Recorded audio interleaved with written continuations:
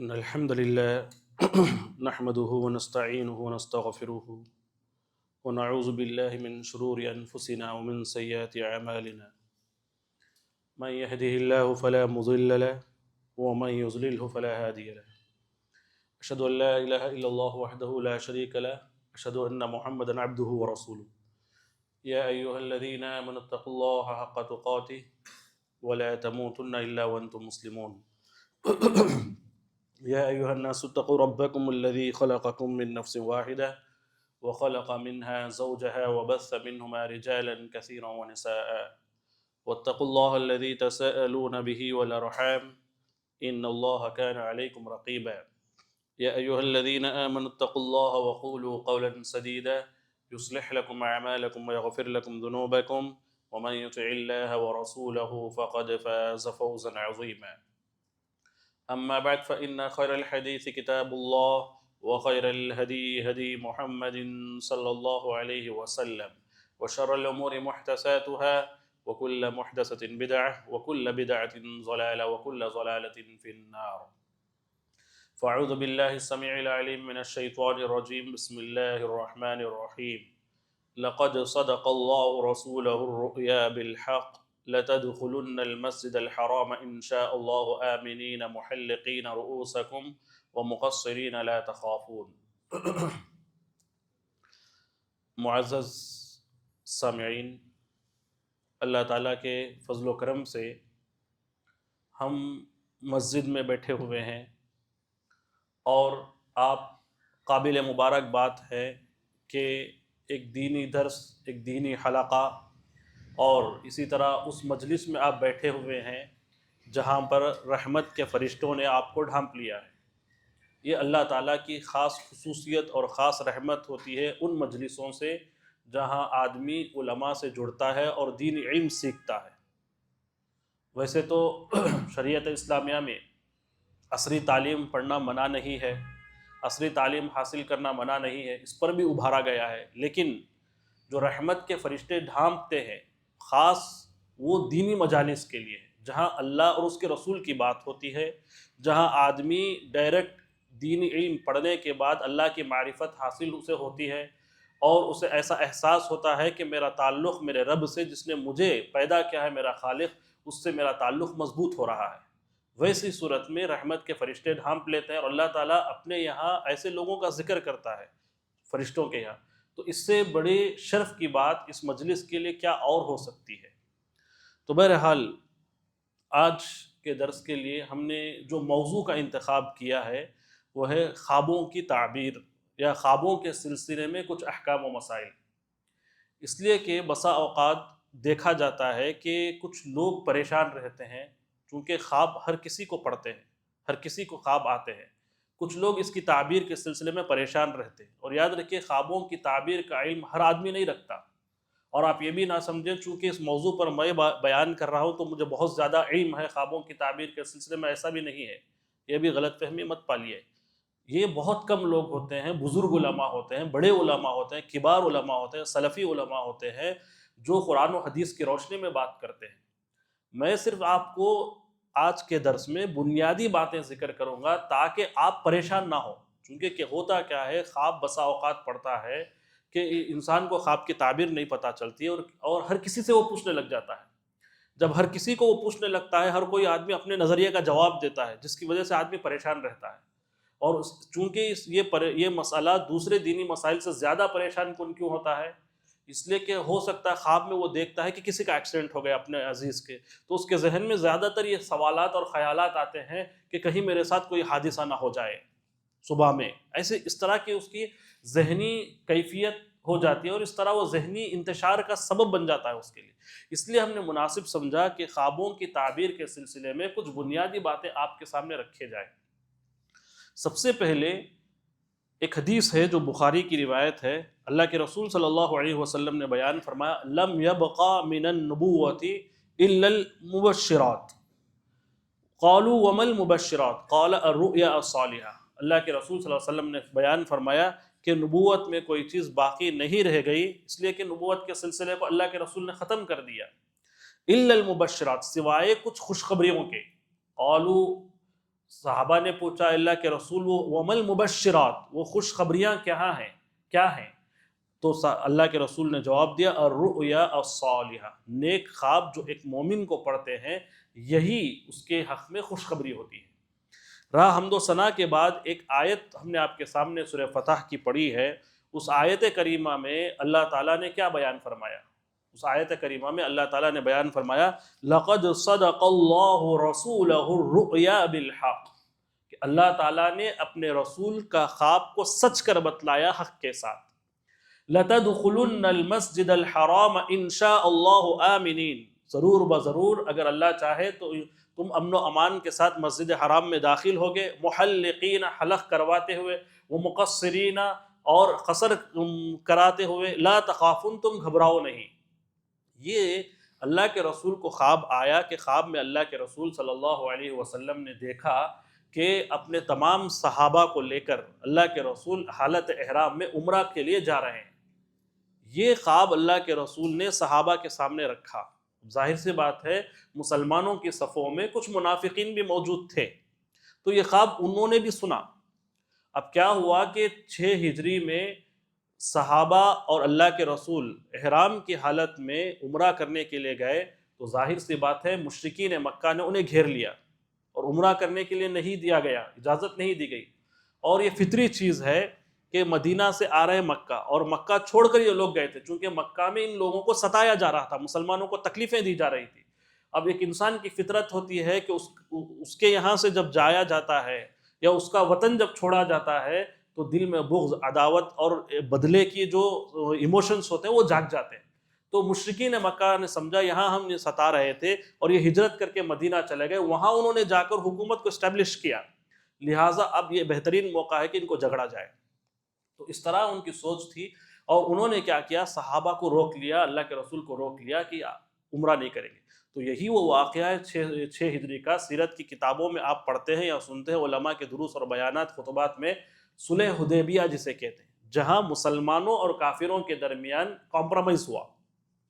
اور خیر وہ موضوع میں ہم نہ جاتے ہوئے کہ کمپرومائز کے شرائط کیا تھے، وہ اس میں کیا لکھے گئے، اس موضوع میں نہ جاتے ہوئے ہم شارٹ کر کے یہ بتاتے ہیں کہ وہاں یہ باتیں شروع ہو گئی کہ یہ کیسے عمرہ ہوا۔ منافقین نے یہ کہا کہ نبی تو ابھی خواب بتا رہے تھے کہ ہم عمرہ کریں گے، یہ عمرہ کیسے ہوا کہ ہم نے حلق کیا نہ تقصیر کی؟ جیسا کہ آیت کے ترجمے میں آپ نے سنا کہ اللہ تعالیٰ یہ وعدہ کر رہے ہیں اپنے رسول کو، ہم نے ان کا خواب سچ کر بتلایا ہے اور بتائیں گے کہ اور حلق کرتے ہوئے، تقصیر کرتے ہوئے یہ واپس عمرہ کرتے ہوئے لوٹیں گے۔ تو یہ 6 ہجری کا واقعہ ہے، اور سارے صحابہ کے دلوں میں غم پیدا ہوا، سب لوگ پریشان ہوئے۔ اس کے بعد یہ آیتیں نازل ہوئی۔ اللہ تعالیٰ نے سورہ فتح، صلح حدیبیہ کے شرائط، اس کا پس منظر، اور آئندہ 8 ہجری میں مکہ جو فتح ہونے والا ہے وہ مسائل، پھر اسی طرح یہ جو خواب اللہ کے رسول نے دیکھا تھا اللہ تعالیٰ وہ سچ کر بتلائے گا، اس کی پیشن گوئی کی۔ تو اس وقت اللہ کے رسول صلی اللہ علیہ وسلم نے یہ آیت صحابہ کو جب سنایا تو انہیں دلی اطمینان ہوا، یہ اللہ کا کلام ہے، اللہ تعالیٰ اپنے وعدے کو پورا کر بتلائے گا۔ اور ہوا بھی یوں کہ اگلے سال 7 ہجری میں عمرۃ القضاء کے نام سے عمرہ کیا گیا، جو کافروں نے یہ شرط رکھی تھی۔ اگلے سال صحابہ نے عمرہ بھی کیا، یہ آیت کی تصدیق بھی ہو گئی، اللہ نے اپنا وعدہ بھی پورا کیا۔ اور اسی صلح حدیبیہ کے بعد، عمرے کے بعد 7ویں ہجری کا یہ واقعہ تھا جو خیبر کی جنگ ہوئی یہودیوں کے ساتھ، جس میں مسلمانوں کو فتح نصیب ہوئی۔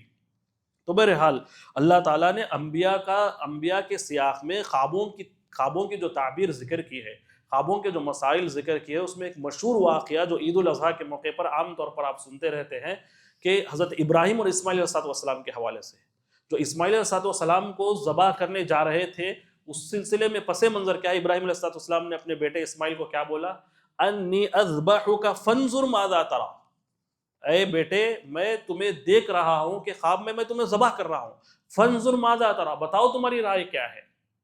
کتنا بہترین اسلوب ہے قرآن کا، اور ابراہیم علیہ السلام اپنے بیٹے اسماعیل سے کتنے اچھے انداز میں مخاطب کر رہے ہیں، اس سے معلوم ہوتا ہے باپ اور بیٹے کی بانڈنگ کیسی تھی، باپ نے اپنے بیٹے کی تربیت کیسی کی، اور بیٹا اپنے باپ کے لیے کیسے فرما بردار واقع ہوا، یہ ساری چیزوں کا پتہ چلتا ہے۔ تو یہ دیکھیے ابراہیم علیہ السلام کا خواب اللہ نے کیسے سچ کر بتلایا. جب اسماعیل علیہ السلام کو ذبح کر رہے تھے اللہ تعالیٰ نے روکا، پھر میرے اور آپ کے لیے قیامت کے دن تک کے عید الاضحیٰ کے نام سے ایک عظیم سنت کو جاری کیا، جو ہم عام طور پر عید الاضحیٰ کے نام سے مناتے بھی ہیں. اسی طرح سورہ یوسف آپ پڑھیں گے، حضرت یوسف علیہ السلام کا واقعہ کتنا بہترین واقعہ ہے اور دل کو لبھانے والا واقعہ ہے. قرآن جو یہ کہتا ہے، قرآن کا اسلوب، ویسے تو قرآن کے سارے قصے ہمارے لیے ایک تسلی کا سامان ہے، اور خاص طور پر جو لوگ دعوت سے جڑے ہوئے لوگ ہیں ان کے لیے قرآن مجید میں بیان کیے گئے قصے تسلی کا سامان ہیں. اور اس میں سب سے بہترین قصہ جو اللہ تعالیٰ خود حضرت یوسف علیہ السلام سے مخاطب کرتے ہوئے کہتے ہیں، نحن نقص علیک احسن القصص، اے اللہ کے رسول یہ جو یوسف کا واقعہ ہم آپ کو بتا رہے ہیں سارے قصوں میں سب سے بہترین احسن القصص ہے. کیوں احسن القصص ہے آپ دیکھیے. اس کے بعد والی آیت میں حضرت یوسف اپنے باپ یعقوب سے کہتے ہیں، انی رأیت احد عشر کوکبا والشمس والقمر رأیتهم لی ساجدین، اے میرے ابا جان میں نے خواب میں دیکھا 11 ستارے، سورج، چاند میرے لیے سجدہ کر رہے ہیں. تو یہاں سجدے کی بات آئی، گرچہ کہ ہمارا ٹاپک یہ نہیں ہے، لیکن چونکہ آپ عقیدے کی کتابیں الحمدللہ زبردست کتابیں آپ پڑھ رہے ہیں، اس سلسلے میں آپ کو بتا دوں، کسی کو یہ غلط فہمی ہو سکتی ہے کہ یہ جو سجدے کا ذکر کیا جا رہا ہے ایک اور سجدہ جہاں اللہ تعالیٰ نے فرشتوں کو حکم دیا آدم علیہ السلام کے لیے کرے، یہ سارے سجدے اس قبیل سے ہیں جس کے 2 جوابات ہیں. ایک تو الشرع من قبلنا، ہم سے پہلے جو شریعتیں گزری ہیں ان میں اللہ نے وہ جائز قرار دیا تھا، اب ہمارے لیے منسوخ ہو چکا ہے. اب ہمارے لیے کسی اور کو اللہ کو چھوڑ کر سجدہ کرنا یہ واضح شرک ہے. ایک چیز یہ. دوسری چیز، یہ سجدہ وہ سجدہ نہیں ہے جو ایسا کہ ہم اللہ تعالیٰ کے لیے عبادت کے لیے خشوع خضوع کے لیے جو سجدہ کرتے ہیں، یہ ریسپیکٹ کا سجدہ تھا، اور اس کے باوجود بھی یہ سجدہ آج کے لیے ریسپیکٹ کے واسطے کسی کے لیے نہیں کیا جا سکتا، اس لیے اللہ تعالیٰ نے وہ شریعتوں کو منسوخ قرار دیا ہے. تو بہرحال انہوں نے دیکھا کہ 11 ستارے اور ایک سورج اور ایک چاند میرے لیے سجدہ کر رہے ہیں. تو اس خواب کی تعبیر اللہ تعالیٰ نے کیسے پورا کیا؟ حضرت یوسف علیہ السلام کو ان کے بھائیوں نے کنویں میں ڈالا، کنویں میں ڈال کر وہاں سے ایک قافلہ اللہ نے گزارا، وہاں سے ایک قافلہ والوں نے حضرت یوسف کو خرید علیہ السلام، اور وہاں سے خریدنے کے بعد مصر کے بازاروں میں وہ بک رہے تھے. وہ آدمی سوچئے جو مصر کے بازاروں میں بک رہا تھا، اللہ تعالیٰ اسے ایک وقت ایسا آیا مصر کے خزانوں کا مالک بنایا. ملک مصر کے وہ فائنینشل منسٹر تھے، اور یہاں سے جب وہ بازاروں میں بکے اور امرأۃ العزیز جو بادشاہ مصر کا بادشاہ تھا اس کی بیوی نے کہا کہ اس کو لے لیا جائے تاکہ مستقبل میں ہمارے لیے فائدہ مند ہو، عسیٰ ان ینفعنا او نتخذہ ولدا، چونکہ وہ بے اولاد تھے، یہ ہمارے لیے فائدے کا باعث بنے گا یا ہماری اولاد بنے گا. تو بعد میں کیا ہوا، زنا کی تہمت لگی، جیل گئے، جیل سے واپس آئے، پھر بادشاہ نے انہیں ملک مصر کے خزانوں کا خزانچی بنایا. کیسے اللہ تعالیٰ نے ان کی خواب کی تعبیر کو پورا کیا. بعد میں یعقوب علیہ السلام اور وہ جن بھائیوں نے انہیں کنویں میں ڈالا تھا آئے اور یوسف علیہ السلام کے سامنے انہوں نے سلنڈر کیا. اسی چیز کو خواب میں بتلایا گا، انی رأیت احد عشر کوکبا والشمس والقمر رأیتهم لی ساجدین. اسی طرح آپ دیکھیے یوسف علیہ السلام کی زندگی، اور جیسا کہ ہم نے شروع میں بتلایا سورہ یوسف پڑھ کر دیکھیے آپ، احسن القصص اس کی تفسیر عام طور پر خوابوں کا اکثر حصہ، خوابوں کا ایک اہم حصہ سورہ یوسف میں بتلایا گیا ہے. وَكَذَلِكَ يَجْتَبِيكَ رَبُّكَ وَيُعَلِّمُكَ مِن تَأْوِيلِ الْأَحَادِيثِ وَيُتِمُّ نِعْمَتَهُ عَلَيْكَ وَعَلَى آلِ يَعْقُوبَ. حضرت یوسف علیہ السلام کو مخاطب کرتے ہوئے اللہ نے سورہ یوسف میں بیان فرمایا، وَكَذَلِكَ يَجْتَبِيكَ رَبُّكَ، اسی طرح آپ کے رب نے آپ کو چن لیا ہے، وَيُعَلِّمُكَ تاکہ آپ کو سکھائے، من تأویل الاحادیث خوابوں کی تعبیر کو، وَيُتِمُّ نِعْمَتَهُ اور اپنے رب کی نعمت کو تم پر مکمل کرے، اور وہ آل یعقوب تمہارے باپ کے خاندان کو، اسماعیل کو، ابراہیم کو، اسحاق پر یہ نعمت کو اللہ مکمل کرے. تو لہٰذا اللہ تعالیٰ نے حضرت یوسف علیہ السلام کے بارے میں یہ بات ذکر کی ہے. اسی طرح اللہ تعالیٰ نے ایک اور جگہ خوابوں کی تعبیر کے سلسلے میں حضرت یوسف علیہ السلام کے سیاق میں بیان فرمایا، وَكَذَلِكَ مَكَّنَّا لِيُوسُفَ فِي الْأَرْضِ. اس طرح جب وہ کنویں سے اٹھائے گئے، مصر کے بازاروں میں انہیں بیچا گیا، اور کہاں پر آئے، وہ بادشاہ کے گھر میں آئے، اس دن میں اللہ نے کہا ہم نے اس طرح ان کے رہنے سہنے کا انتظام کیا، زمین میں ایک ٹھکانہ انہیں مقرر کیا. وَلِنُعَلِّمَهُ مِن تَأْوِيلِ الْأَحَادِيثِ، تاکہ ہم انہیں خواب کی تعبیر کا علم سکھائیں. واللہ غالب علی امری، اللہ تعالیٰ کا معاملہ سارے لوگوں کے معاملات پر، سارے مکر و فریب جو اسلام کے خلاف کرتے ہیں ان سب کا معاملہ اللہ کا معاملہ سب پر حاوی اور غالب آتا ہے. اسی طرح میرے بھائیوں، یہ انبیاء کے خواب تھے جو ہم نے آپ کے سامنے ذکر کیا ہے. جیسا کہ آپ کو معلوم ہے کہ نماز فرض قرار دے دی گئی تھی. اب نماز کو بلانے کے لیے طریقہ کیا ہونا چاہیے، اس سلسلے میں ہر ایک آدمی اپنے اپنے سجیشنز دے رہا تھا، اپنے اپنے ایڈوائس دے رہا تھا. تو اس سلسلے میں کچھ ایسے ایڈوائس آ رہے تھے جو رسول اللہ کو پسند نہیں آ رہے تھے شرعی طور پر بھی، اور ایک عام مسلمان بھی اگر وہ سنے گا تو اس کی بھی غیرت جاگ جائے گی. ویسے ایڈوائس وہ بھی خود نہیں پسند کرے گا، چاہے کہ اللہ کے رسول پسند کر لیں. کیا کچھ ایسے ایڈوائس وہاں سے آ رہے تھے جس طرح یہودی ان کی عبادت کے لیے بین بجاتے ہیں، یا عیسائی ان کے یہاں عبادت کے لیے اکٹھا کرنے کے لیے کیا طریقہ ہے، ایسے کچھ ایڈوائس آ رہے تھے. اللہ کے رسول کو یہ پسند نہیں آیا. اللہ کے رسول نے ان سارے مسائل کو اگنور کیا، کیونکہ من تشبہ بقوم فہو منہم، جو کوئی قوم کسی دوسری قوم کی مشابہت اختیار کرتی ہے وہ انہی میں سے ہو جاتی ہے. اور مسلمانوں کی اپنی ایک تاریخ ہے، اپنی ایک شناخت ہے، مسلمانوں کا اپنا ایک معیار ہے، اپنا ایک مزاج ہے، اور مسلمانوں کے پاس سب سے اہم کتاب ہے جو قرآن مجید ہے. دیگر کتابوں کے مقابلے میں جو کینسل کر دی گئی تورات انجیل منسوخ ہے، اور قرآن مجید ناسخ ہے. اور قرآن مجید اور رسول اللہ کی تعلیم کے ہوتے ہوئے، پھر صحابہ کا نہج اور منہج ہوتے ہوئے، ہمیں کسی اور کے طریقے کو اختیار کرنے کی کیا ضرورت؟ یہود و نصارہ کے کلچر سے متاثر اور امپریس ہونے کی، مرعوب ہونے کی ہمیں کیا ضرورت ہے؟ تو ایک صحابی آئے دوڑتے ہوئے، نام یاد رکھیے، عبداللہ بن زید بن عبد ربی، اللہ کے رسول صلی اللہ علیہ وسلم کے مؤذن، وہ مؤذن رسول کہا جاتا ہے. ایک اور مؤذن تھے اللہ کے رسول کے، صحابی رسول ابو محذورہ. یہ دو اللہ کے رسول کے مؤذن تھے. تو عبداللہ بن زید بن عبد ربی بھاگ کر آئے اور اللہ کے رسول سے کہا، اللہ کے رسول میں نے خواب میں دیکھا، اور وہ جو اذان کے کلمات آج ہمارے یہاں 5 وقتہ نمازوں میں مشروع ہیں، جو اذان کے وقت مؤذن کلمات ادا کرتا ہے، جو دہراتا ہے، وہ بہو وہی کلمات اللہ کے رسول کے سامنے انہوں نے رکھ دیا. اللہ کے رسول میں نے یہ خواب میں دیکھا. عبداللہ بن زید بن عبد ربی، اللہ کے رسول کو یہ الفاظ اتنے زیادہ، یہ جملے اتنے زیادہ پسند ہے. کیوں نہ پسند ہے؟ اس لیے کہ اذان میں صرف اللہ تعالیٰ کی توحید، اللہ تعالیٰ کی تعریف، اللہ تعالیٰ کی بڑائی اور اللہ کے رسول سے متعلق گواہی، یہ ساری چیزیں وہاں موجود تھی. کیوں نہ پسند ہے؟ دیکھیے، اذان کے کلمات میں ہم اللہ کے رسول سے متعلق بھی گواہی دیتے ہیں، اللہ تعالیٰ سے متعلق بھی گواہی دیتے ہیں.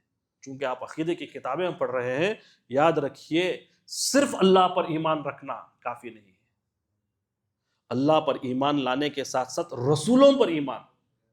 اس لیے کہ بسا اوقات کچھ ایسے لوگ ہوتے ہیں جو آپ کے سامنے یہ بولتے ہیں کہ اگر کوئی آدمی رسول اللہ کی اطاعت نہ کرے، اگر کوئی آدمی رسول اللہ پر ایمان نہ لائے، 99% میں سے جو 1% باقی بچ گیا ہے، اس میں سے اگر آپ ٹکڑے کریں، اتنا چانس ہے کہ آدمی، یہ جس آدمی نے کہا اسی کا قول میں نقل کر رہا ہوں، اپنی طرف سے نہیں بیان کر رہا، چانس ہے کہ آدمی جنت میں چلا جائے. ہو ہی نہیں سکتا.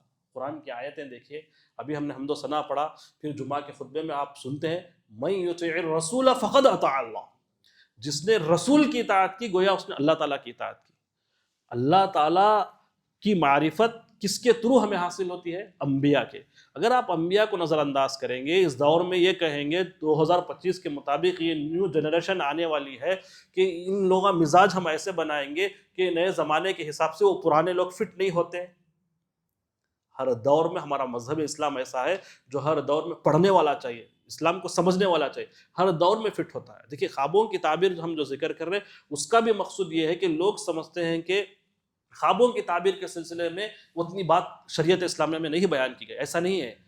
خوابوں کی تعبیر کے سلسلے میں بھی اسلام میں اچھا خاصا شریعت اسلامیہ میں مواد اور کانٹینٹ موجود ہے. تو لہٰذا یہ خواب پسند کیا گیا اور اس کو مشروع قرار دیا گیا. اس کے بعد اب خوابوں کی تعبیر کے سلسلے میں ہمیں خواب جب ہو جاتے ہیں تو ایسے سلسلے میں ہمیں کیا کرنا چاہیے، وہ باتیں ہم آپ کے سامنے ذکر کریں گے. سب سے پہلی ایک روایت ابن ماجہ کی صحیح روایت ہے، اللہ کے رسول کا بیان ہے، الرؤیا ثلاثہ، خواب 3 طرح کے ہوتے ہیں. انسانوں کو جو خواب آتے ہیں وہ 3 طرح کے ہوتے ہیں. سب سے پہلے تحاویل من الشیاطین، ایک وہ خواب ہوتے ہیں جو شیاطین کی جانب سے ہوتے ہیں، اور ایک مومن کو غم میں ڈالنے کے لیے، ایک مومن کو غم زدہ کرنے کے لیے، ایک مومن کو ڈپریشن میں ڈالنے کے لیے. ابھی جیسے کہ ہم نے ذکر کیا، ہو سکتا ہے شیطان آپ کو غم میں ڈالنے کے لیے آپ کے خواب میں آپ کے اعزاء و اقارب، جو آپ کے قریبین، جس کو آپ پسند کرتے ہیں، جن سے آپ محبت کرتے ہیں، ان کے سلسلے میں برے حادثات بتائے، ایکسیڈنٹ بتلائے، اس قسم کی چیزیں آپ کے سامنے رکھیں، تو اس سے غم زدہ انسان کو نہیں ہونا چاہیے۔ اس کے لیے کیا کرنا چاہیے، اس کے آداب کیا ہیں؟ اگر مکروہ خواب ہمیں پڑ جاتے ہیں وہ ہم آئندہ ذکر کریں گے۔ یہ حدیث جو ہم بتا رہے تھے، دوسری قسم کا خواب جو اللہ کے رسول نے بیان فرمایا، وَمِنْهَا مَا يُهَمُّ بِهَا الرَّجُلُ فِي يَقظَتِهِ۔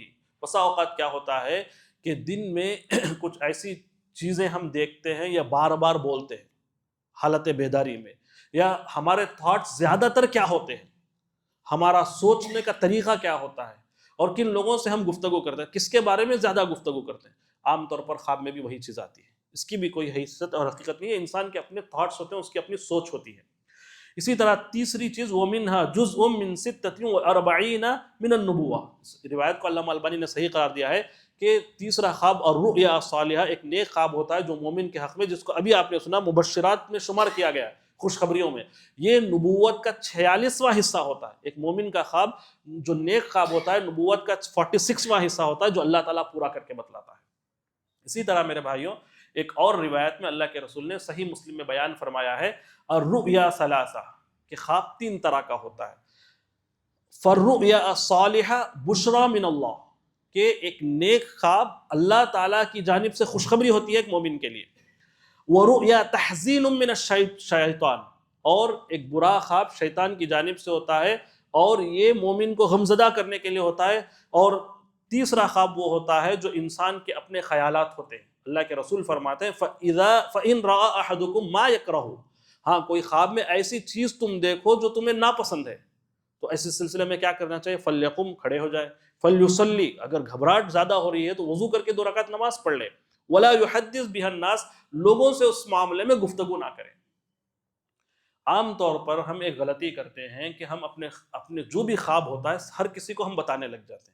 آپ دیکھیے آئندہ بھی کچھ حدیثیں ہم ذکر کریں گے جو اسی قسم کی ہیں، ترجمے میں آپ کو وہی حدیثیں ملیں گی، لیکن اس میں ایک چیز آپ کو ملے گی کہ کسی کے سامنے اپنا خواب نہ ذکر کریں۔ اچھا، اللہ کے رسول نے حدیث میں بیان فرمایا، خواب وہ پرندہ ہے، پرندے کو کس جانب ہم اڑاتے ہیں اس طرف اڑ جاتا ہے۔ خواب کی تعبیر کے سلسلے میں بھی ایسا ہے، کسی کو اگر آپ خواب کی تعبیر بتاتے ہیں، خواب اپنا بتاتے ہیں، تو وہ تعبیر جس طرح کرتا ہے، نیگیٹو کرتا ہے، تو آپ کی زندگی میں حالات نیگیٹو ہو جاتے ہیں۔ تو اسی طرح اوائڈ کرنا چاہیے ہر کسی کو خواب پوچھنے کے سلسلے میں یا بتانے کے سلسلے میں۔ اور یاد رکھیے یہ بات کہ خواب، اچھے خواب جو ہوتے ہیں وہ بھی ہر کسی کو نہیں بتلایا جاتا۔ کیا آپ سمجھ رہے ہیں جب ہم یہ منع کر رہے ہیں کہ برے خواب آپ کسی کے سامنے اس کا تذکرہ نہ کریں، اچھے خواب بھی کسی کے سامنے تذکرہ نہ کریں، الا یہ کہ اپنے کچھ خاص محسنین ہو جن پر آپ بھروسہ کر سکتے ہیں۔ جیسا کہ یوسف علیہ السلام کا ہم نے حوالہ دیا، سورہ یوسف کی تفسیر کے بارے میں ہم نے کہا کہ حضرت یوسف علیہ السلام کے بارے میں ہم نے یہ بھی کہا کہ اس میں مواد آپ کو خوابوں کی تعبیر کے سلسلے میں زیادہ ملے گا۔ وہاں جب حضرت یوسف نے یہ ذکر کیا کہ میں نے خواب میں دیکھا 11 ستارے اور سورج اور چاند میرے لیے سجدہ کر رہے ہیں، یعقوب علیہ السلام یہ سن رہے ہیں، فوراً یہ کہہ رہے ہیں لا تقصص رؤیاک علی اخوتک فیکیدوا لک کیدا، کہ یہ خواب اپنے بھائیوں کو مت بتلاؤ، کیونکہ یعقوب علیہ السلام کو پتہ چل گیا تھا کہ مستقبل میں نبی بننے والے ہیں۔ لا تقصص رؤیاک علی اخوتک فیکیدوا لک کیدا، تم اپنے بھائیوں کو نہ بتلاؤ، ممکن ہے کہ وہ تمہارے خلاف سازش کریں۔ ہوا بھی یوں کہ انہوں نے سازش کیا اور کنویں میں ڈال دیا۔ تو ہر کسی کو خواب نہیں بتلایا جاتا، جو پازیٹیو خواب بھی ہوتا ہے، ایسے لوگوں کو جو خواب کی تعبیر حقیقت میں جاننے والے ہو، یا دوسرے نمبر پر وہ جو خواب سننے کے بعد آپ سے حسد نہ کرتے ہیں، آپ سے بغض و عداوت نہ رکھتے ہیں، ایسے لوگوں سے صرف وہ خواب شیئر کیا جاتا ہے۔ اسی طرح میرے بھائیوں، خواب کے سلسلے میں ایک سنجیدگی کا معاملہ یہ لینا چاہیے۔ بسا اوقات لوگوں کا یہ مزاج ہوتا ہے کہ وہ مذاق کرتے ہیں اور بہت زیادہ مذاق کرتے ہیں، یہاں تک کہ خوابوں کو بھی مذاق کا ذریعہ بناتے ہیں۔ وہ چیزیں جو انہوں نے نہیں دیکھی ہے جھوٹ بنا کر کہتے ہیں لوگوں کے سامنے، لوگوں کو ہنسانے کے لیے، میں نے خواب میں یہ دیکھا۔ یہ چیز درست نہیں ہے۔ اللہ کے رسول نے حدیث میں بیان فرمایا، مسلم کی روایت ہے، اصدقہم رؤیا اصدقہم حدیثا، جو انسان اپنے خوابوں کی تعبیر کے سلسلے میں صحیح ہوگا، سچا ہوگا، اتنا ہی وہ عام اپنی بول چال میں درست ہوگا۔ خوابوں کی تعبیر کے سلسلے میں جھوٹ سے آدمی کام لے رہا ہے تو یاد رکھا جائے کہ وہ اپنے عام بول چال میں بھی جھوٹا ہوگا۔ اسی لیے جھوٹے خواب ہرگز بیان نہ کیجیے جو آپ کو نہیں آئے ہیں۔ اسی طرح میرے بھائیوں، ایک مسلم کی روایت ہے، صحیح روایت ہے، جیسا کہ ابھی ہم نے اشارہ کیا کہ بسا اوقات ایسے خواب ہوتے ہیں جہاں شیطان کا یہ ٹارگٹ اور ہدف اور مقصد ہوتا ہے کہ وہ ایک مومن کو پریشان کرے۔ ایسے خواب پڑھتے ہیں جو اٹھ پٹانگ ہوتے ہیں، جو ہمارے سے متعلق نہیں ہوتے۔ اس کی ایک مثال یہ مسلم کی روایت میں صحابی رسول کے حوالے سے دی گئی کہ ان رجلا قال للنبی رأيت فيما يرى النائم البارحة كان عنقي ضربت فسقط رأسي، کہ کہتے ہیں کہ میں نے خواب میں دیکھا، سونے والا دیکھتا ہے کل رات اللہ کے رسول میری گردن جو ہے مار دی گئی ہے، اور میری گردن تلوار کے ذریعے مار دی گئی ہے اور وہ گر چکی ہے اور میں اس گردن کے پیچھے بھاگ رہا ہوں۔ یہ خواب انہوں نے اللہ کے رسول سے بیان کیا۔ اللہ کے رسول نے کہا اذا لعب الشیطان باحدکم فی منامی فلا یحدث به الناس، کہ جب شیطان کھلواڑ کرے خواب میں، نیند میں تمہارے ساتھ، تو تمہیں چاہیے کہ لوگوں سے اس خواب کو بیان نہ کرو۔ اس قسم کے خوابوں کا بڑھاوا دینا، لوگوں کے سامنے ذکر کرنا، ہاں اگر وہ سنجیدہ کوئی ایسا معاملہ ہے جہاں انسان کو اثرات ہو گئے ہیں یا شیطانی وسوسے زیادہ ہو رہے ہیں یا جنات کا وہ شکار ہو چکا ہے آدمی، ایسی صورت میں سنجیدگی کے ساتھ جو علاج قرآن و حدیث نے بتلایا ہے اس چیز کو اپنایا جائے گا، سوائے بجائے اس کے کہ غیر شرعی طریقے ہم اختیار کیا جائے۔ اسی طرح میرے بھائیوں، امام حافظ ابن حجر رحمہ اللہ نے خوابوں کی تعبیر کے سلسلے میں بتلایا کہ خوابوں کی تعبیر کی یہ خواب دو طرح کے ہوتے ہیں، ایک صادقہ سچے ہوتے ہیں، دوسرے اضغاث و احلام ہوتے ہیں، یعنی پراگندہ باتیں جس کی کوئی حقیقت اور حیثیت نہیں ہوتی، جو انسان سوچتا رہتا ہے وہی چیزیں اسے خواب میں پڑتی ہیں۔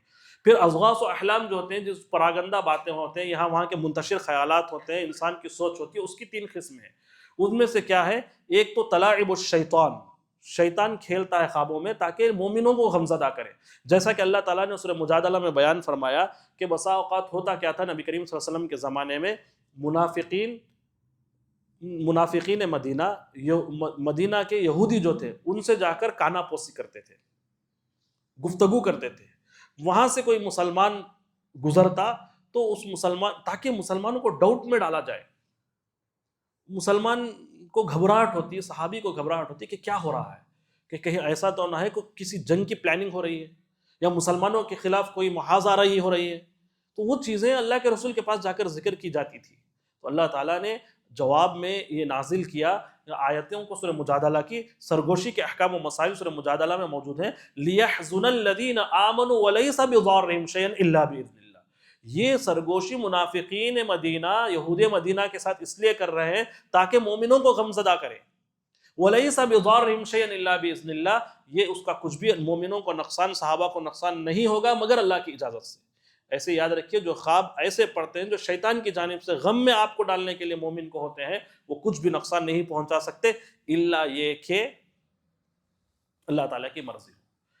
امام ابن حجر کے حوالے سے ہم بات کر رہے تھے پراگندہ خوابوں کی قسمیں، ان میں سے پہلی قسم یہ ہے۔ دوسری قسم یہ ہے کہ یہ دیکھیے ان یرا بعض الملائکہ تأمرہ وان یفعل المحرمات، بسا اوقات انسان یہ دیکھتا ہے، یہ بولتا ہے، اور یہ خاص طور پر ہمارے یہاں نہیں ہے، اہل حدیثوں اور سلفیوں کے یہاں نہیں ہے، عام طور پر ان لوگوں کے یہاں ہے جو صوفیہ ہوتے ہیں، درگاہوں میں بیٹھے ہیں، مجاور ہوتے ہیں اور غیر اللہ کی عبادت کو مشروع قرار دیتے ہیں۔ کیا خواب میں کیا دیکھتے ہیں کہ کوئی فرشتہ ان سے ملتا ہے، فرشتہ ملتا ہے اور فرشتہ مل کر منکرات کا حکم دیتا ہے، محرمات کا حکم دیتا ہے۔ اب نماز چھوڑنا نیکی ہے کہ برائی، آپ خود اندازہ لگا لیجئے۔ ولی جو پیر درگاہ میں بیٹھتا ہے، لوگوں کا علاج کراتا ہے، جنات بھگاتا ہے، اپنے پاس خواتین کو بلاتا ہے اور بغیر برقعے کے بلاتا ہے اور ان کو چھوتا ہے، اس کے اندر کیا بھلائی ہوگی؟ اور وہ خواب میں دیکھتا ہے کہ فرشتے اسے شراب پینے کا حکم دے رہے ہیں۔ ولی جو بیٹھا آتا ہے ڈرگس کرتے ہوئے بیٹھتا ہے، وہ ولی نہیں کہا جا سکتا اسے۔ وہ ولی وہ ہوتا ہے جو اللہ کا دوست، اللہ کا دوست کون ہوتا ہے؟ جو نماز پڑھنے والا ہوتا ہے۔ یہ شیطان کے ولی ہوتے ہیں۔ تو یہ شیطان کے ولی، ظاہر سی بات ہے شیطانی خیالات انہیں آتے ہیں، اور کیا ہوتا ہے وہاں آ کر فرشتے انہیں حکم دے رہے ہیں کہ نعوذ باللہ، فرشتوں پر جھوٹا الزام کہ شراب پینے کا حکم دیا جا رہا ہے، خنزیر کھانے کا حکم دیا جا رہا ہے، زنا کا حکم دیا جا رہا ہے۔ اس طرح کے خواب اگر آ رہے ہیں تو سمجھ لیجیے شیطان کی جانب سے ہے۔ اسی طرح میرے بھائیوں، تیسری قسم وہی ہے جو اللہ کے رسول کی حدیث سے امام ابن حجر رحمہ اللہ نے بتلایا کہ انسان کے دن بھر میں جو خیالات ہوتے ہیں، جو جائز خیالات ہوتے ہیں، ناجائز نہیں ہوتے، وہی چیزیں اسے پڑتی ہیں، تو اسے توجہ دینے کی ضرورت نہیں، وہ اس کی نفس کی ایجاد ہے، اس کے خیالات کی ایجاد ہے۔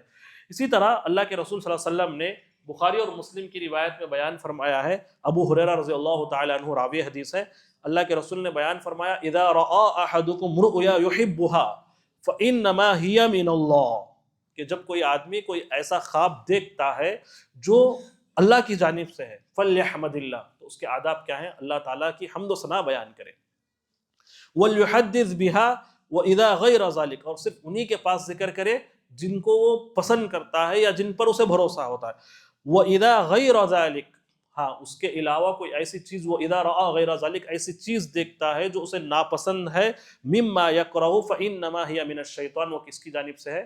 شیطان کی جانب سے ہے، فَلْيَسْتَعِذْ مِن شَرِّهَا، تعوذ اختیار کرے، اعوذ باللہ من الشیطان الرجیم پڑھے، اللہ تعالیٰ کی پناہ میں آ جائے، وَلَا يَذْكُرُهَا، کسی کے سامنے ان خوابوں کا ذکر ہرگز نہ کرے۔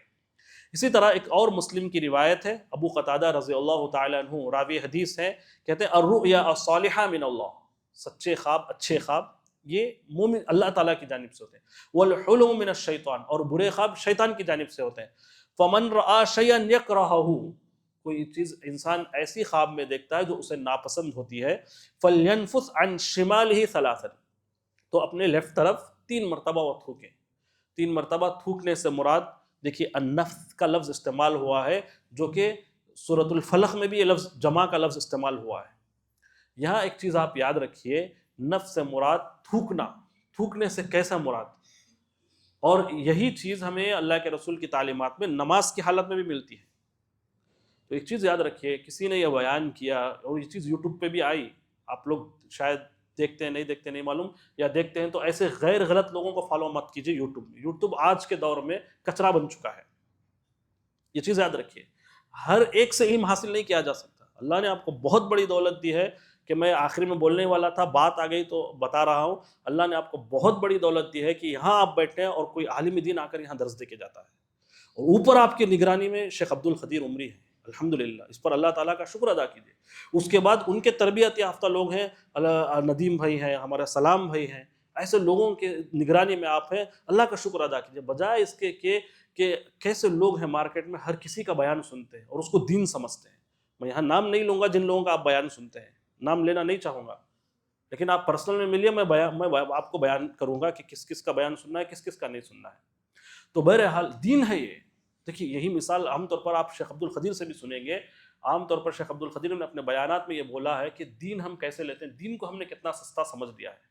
مارکیٹ میں جاتے ہیں، بھاجی خریدتے ہیں، قطمیر خریدتے ہیں، کتنی تحقیق کرتے ہیں، کتنی تحقیق کرتے، تازی بھی چاہیے، کوئی 20 میں بیچ رہا اور پھر بازو میں 10 میں بیچ رہا تو وہاں جاتے ہیں۔ یہ دین کا معاملہ کتنا ہلکا ہے کہ آپ نے یوٹیوب میں کھولا، سامنے کسی بھی مولانا کا کوئی بھی ہو جو سلفی منہج سے، صحابہ کے نہج سے، رسول کے طریقے سے، قرآن اور حدیث سے ہٹا ہوا ہے، اس کا آپ کھولتے ہیں اور سننا شروع کر دیتے ہیں۔ مناسب نہیں ہے۔ ہر کوئی آدمی دین کی بات بیان کرنے والا دین کا داعی نہیں ہو جاتا، یہ بات یاد رکھیے۔ آپ خود کو معلوم ہے کہ آپ دعوت کی فیلڈ سے جڑے ہوئے ہیں۔ تو بہرحال ہم یہ ذکر کر رہے تھے کہ النفث، تھوکنا، تو میں جیسا کہ یہ بات کیوں آئی، چونکہ ایک شخص نے یہ کہا کہ تھوکا جائے، جیسے کہ بلغم نکلتا ہے، تو ظاہر سی بات ہے وہ یوٹیوب میں آیا۔ اب یوٹیوب سے ایک میڈیا چینل نے اس کو اٹھایا، میڈیا چینل نے اٹھا کر، اور چھوٹا موٹا میڈیا چینل نہیں تھا، وہ انڈیا کا جانا مانا تھا، تو وہ میڈیا چینل میں یہ بتانے کی کوشش کی گئی کہ ان کا اسلام کیسا ہے، دیکھو کہ بازو مصلی کو تھوکنے کے حکم دیا جا رہا ہے، ان کے نبی کے تعلیمات، اور مسجد گندی کرنے کا، انہی کی عبادت کی جگہ ہے، گندی کرنے کا حکم دیا جا رہا ہے۔ عربی کی باریکی سمجھے، کچھ لوگ ہیں جو یہاں الحمدللہ ATS سے جڑے ہوئے ہیں، انہوں نے عربی کی بھی تعلیم حاصل کی۔ النفث ومن شر النفاثات فی العقد، جادو کے سلسلے میں، جادو کے توڑ کے لیے یہ سورہ بھی پڑھا جاتا ہے۔ نفس کہتے ہیں آہستہ سے تھوکنا، باریکی سے، جس میں آپ کا لعاب سامنے والے کو نہ پڑے، بس اتنا، ایسا نہیں کہ بلغم نکال کر پیچھے بازو والے کو پریشان کر دیا جائے۔ بسا اوقات یہ شکایتیں بھی آتی ہیں ہمارے پاس کہ ایسے بازو والا پریشان ہو جاتا ہے، اس کے چھینٹے اڑ جاتے ہیں، چھینٹے نہ اڑے، ویسا معنی یہاں حدیث میں مراد لیا گیا ہے۔ اور ہمارا مذہب دیکھیے، ہم ایمان رکھتے ہیں یہ ایسا مذہب ہے جو کسی کو تکلیف نہیں دیتا، گرچہ کہ مسلمان بسا اوقات ایک مسلمان کو تکلیف دیتا ہے، لیکن حقیقی اسلام کی تصویر یہ ہے کہ مذہب اسلام پر اور مذہب کی تعلیم پر اگر آپ چلیں گے، اسلام کی، کسی کو کسی کے ذریعے تکلیف نہیں ہوگی۔ ایسا صاف شفاف مذہب ہے جو اللہ کے رسول نے ہمارے درمیان چھوڑ کر گئے ہیں۔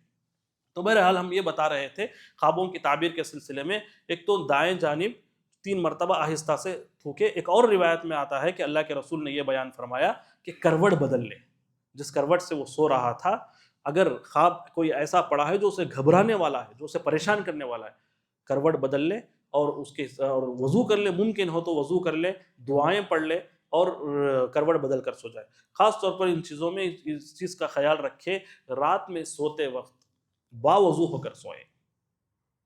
واش روم جانے کے بعد بہت سے لوگ پیر ہاتھ دھونے کی وضو کرنے کی دور کے بعد پیر اور ہاتھ بھی نہیں دھوتے، سیدھا آ کے بستر پر پڑ جاتے ہیں۔